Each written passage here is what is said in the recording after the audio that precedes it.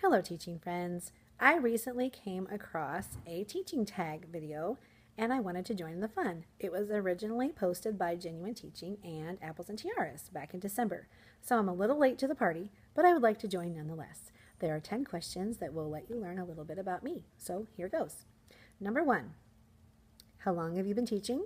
What grades have you taught? And tell us a little about your background. Okay, as I've mentioned before, I've taught for 9 years, all in first grade, all in the same school district, just a different building because we moved buildings. A little bit about my background. I have a bachelor's degree in interdisciplinary studies with certification to teach grades 1 through 6, and I also hold a master's degree in administration. At this point in my life, I don't feel that I will use that degree to be a principal, but never say never. But right now, 21 students and 21 sets of parents is enough responsibility for me. So I'm happy where I am. Number 2, what grade do you currently teach and where do you teach? As I mentioned, I teach first grade, and I've always taught first grade. I did my student teaching in second grade, which was wonderful, and I would probably be very happy in second grade as well, but first grade is kind of my passion. And I teach in central Missouri in a lake area, so it's very touristy. Between the months of May and September, we have lots and lots and lots of visitors to our lake area to use the lake and all its amenities. So that is that. Number 3, what is your school mascot? We are the Indians. Number 4, how many students are in my class? I have 21. Number 5, what is your ideal class size? Well, I would say 18. Before we went down a teacher, we used to have 8 first grade teachers, now we have 7. We would have between 18 and 19 students in a class, and that was manageable. I like to have an even number because I do a lot of partner work and a lot of partner games and collaborative sharing. And when you have 21, then you've always got like a group of 3 and then all these other groups of 2, or you have groups of 4 and then groups of 5. It's just, I don't know, it's easier to teach reading groups when you have less students because you can concentrate on a smaller group at a time. You just have more time to do things, and the noise level is less. There are less bodies. There is less squabbling. It's just easier to get their focus because there are less kids to distract them. So 18 would be great. My favorite drink at Starbucks. I love vanilla anything. I love vanilla candles. I love vanilla flavored drinks. So vanilla anything, but one of my teaching friends brought me their newer creation, and it is a coconut caramel macchiato. That is amazing. I don't even want to know how many calories are in that. It's probably enough calories to sustain a person for a week. I don't care. It was amazing, and I would highly recommend it if you get a chance to try it. Please try it. All right, number 7, what is my favorite online resource? Hands down, TpT. That's where I found a lot of my cool stuff. I spend a lot of my time in the summer looking on Pinterest and Facebook, and that's where a lot of my favorite TpTers post their newest resources and how they use them in their classrooms, and also on Instagram now that I'm on there. So I find lots of neat things. And as I mentioned in a vlog earlier, I don't like to do the same thing every year because I feel like if I'm bored with what I'm doing, the students are going to be bored too. So I try to do things that are new and exciting for me because then the excitement is genuine and I don't have to try to just ramp myself up to do a lesson because I'm really interested in doing it with them. And so it's more fun for all of us. Can you describe your perfect classroom? My perfect classroom would have 18 students, as I mentioned. I like the size of the room that I'm in now, so I don't know that I would change the size of my room, although I would not be opposed to a larger classroom. It's always good to have more space. You can spread people out more, and it's a lot more interesting that way. I would love to have unlimited technology and have it function 100% of the time. Right now we have iPads that are available to us to use, but technology isn't always working well. I'll just put it that way because the Wi-Fi doesn't always work. Most of the time it does, and they've worked out most of the kinks, but sometimes we just have connectivity issues, and it's frustrating, especially when you are giving a test online and it kicks your student off, and when you get them back onto the test, they have to start over, which is not pleasant for them or for me. So, yes, 100% technology working 100% of the time. That would be great. I'd love to have all the different types of alternative seating at my fingertips. like an unlimited budget for that would be amazing, which is, if you're going to dream, dream big, right? Go big or go home. That's what I say. Right now in my classroom, we do have alternative seating. We have flexible seating. Students can sit at 8 desks that I have, or they can sit on bath mats that I purchased. And I got that idea from Mr. Greg at the Kindergarten Smorgasbord. So thank you, Mr. Greg, for that awesome idea. My students really like that. Also, I have one student who has kind of like a yoga ball chair. It's hard to describe. I should probably just show you what it looks like in my classroom later. It is a ball that goes into a frame that has wheels on the bottom. So it's like a rolling chair with a ball as a seat. So that's kind of cool. But that's his personal chair that his mother brought in for him. So we won't have that all the time. We also have bean bags that they can sit on. And we have one little chair mat right now, which I'll probably try to get some more. I think I'm going to add some pillows too, so they can sit on pillows if they want. My students are welcome to lay on the floor if they want to do their work, or they can sit on the floor to do their work, or sit at a desk, whichever. So it'd be great to have more options though. Like I would like some yoga balls, I think, and maybe some lowered desks. Like I think I could change the height of them pretty easily. But that would be nice. And maybe some stools that they could sit on, which would be good for balance. And some of those wobble chairs would be amazing. So more alternative seating would be great in my ideal classroom. I would also like to have windows that open. If you teach students of any shape, size, or age, you know that sometimes you need fresh air in your classroom for one reason or another. That would be amazing too.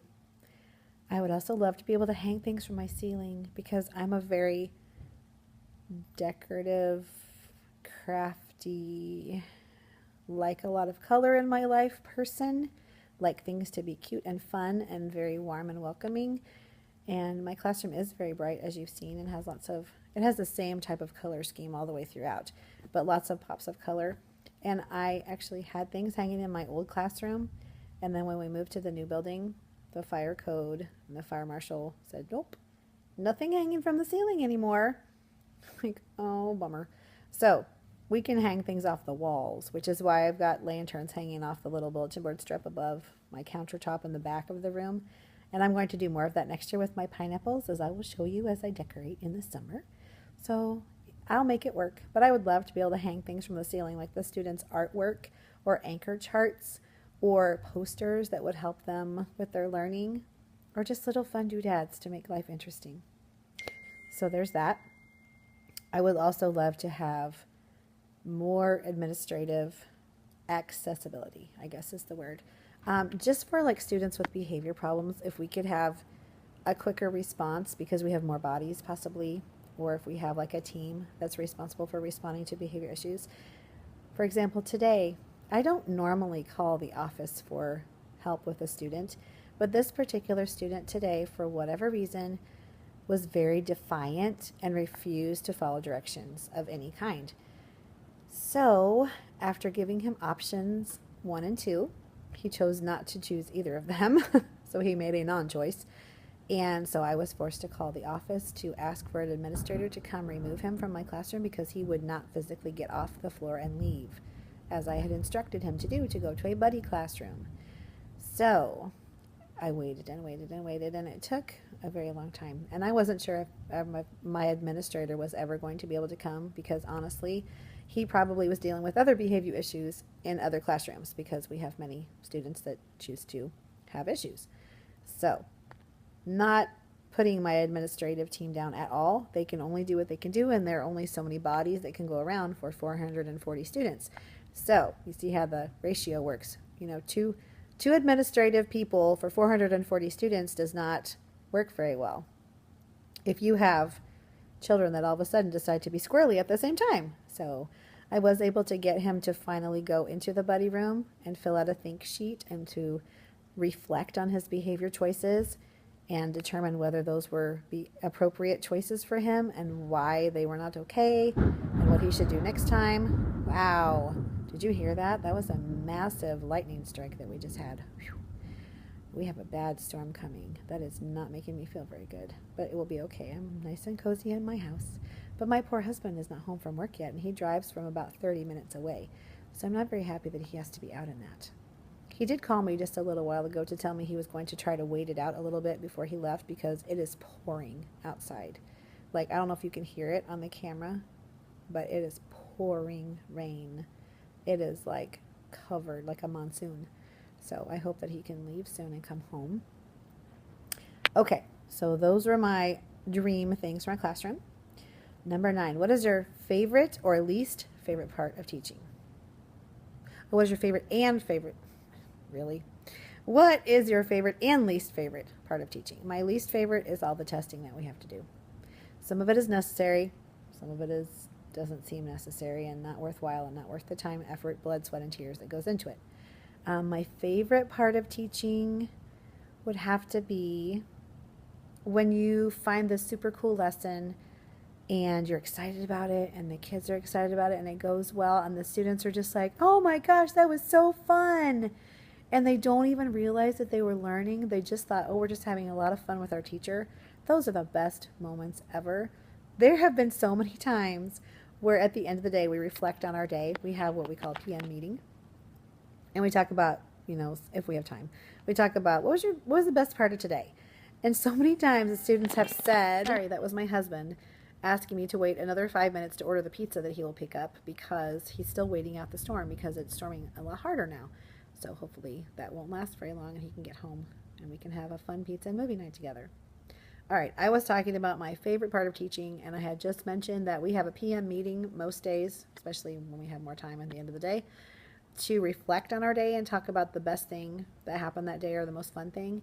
And what was great was when I heard them say, this was really super fun, but we didn't even do math today.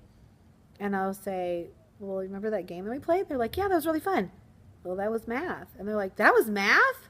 Like, yeah. See, math can be super fun. And they're like, yeah.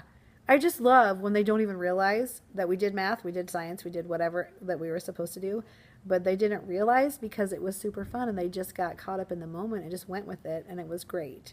So that's definitely my most favorite part of teaching.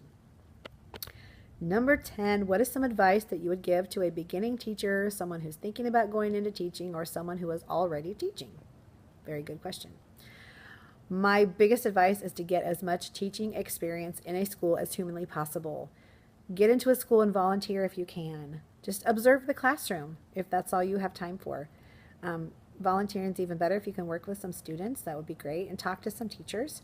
If you can be a substitute teacher, that is the best experience in the world. Plus, you're getting paid. Yay. So, yes, I learned so much as a substitute teacher. Now, before I got my certification to teach in public school, I was a daycare teacher. I did teach preschool for 2 years. And so I did have some teaching experience. Plus, I did go to school to be a teacher, so I had some of that experience too. But getting into a classroom, and different classrooms, different age levels, different types of classrooms, really gives you a lot of things to draw from. It gives you a lot of experience, and you learn how to handle different situations, and it's really great. So can't beat that at all. Also, watch other teachers' vlogs and learn about their day and how things go and how they deal with things. I think that's great to learn about that. Also, just talk to teachers that you know around and see how things are. Also, okay, for people that are already teaching, like maybe you're a new teacher, give yourself a break. You're not perfect. No one's perfect. I have bad days too. I have days where I wonder why I do this every day. Why did I get up today? Why did I go to school today? Because you're dealing with little people that have their own issues. So some days are really, really good and some days are not very, very good. But you have to put it into perspective and give yourself a break and just say, well, tomorrow's another day. It'll be better. It'll be great. I'll deal with this situation differently. I'll feel better, whatever, You'll move on and it'll be fine. But there are days where you feel defeated. There are days where you don't know why you came to work that day. There are days where you just want to strangle the children, even though you love them all. You love them to death. And there are days that are wonderful and you can't imagine doing anything else. So they're good. There's the good, bad, and the ugly. It's a mixed bag, but it's all worth it at the end. Another thing I would say to new teachers, make time for yourself. It is so, so easy. And I did this myself. So shame on me. But you get immersed in your teaching life, and that's all you do 24/7, 7 days a week is teach, teach, teach, teach, teach on the brain. When you're not at school working in your classroom or grading papers or whatever, you're surfing the internet looking for teaching stuff. You're looking on TpT for hours and hours. You're looking on Pinterest for hours and hours. You live, breathe, eat, sleep, sweat, think about teaching all the time. Not healthy for you. It's natural to do that, especially as a new teacher, because you're so excited. It's new. It's fun. You want to do everything that under the sun that there is.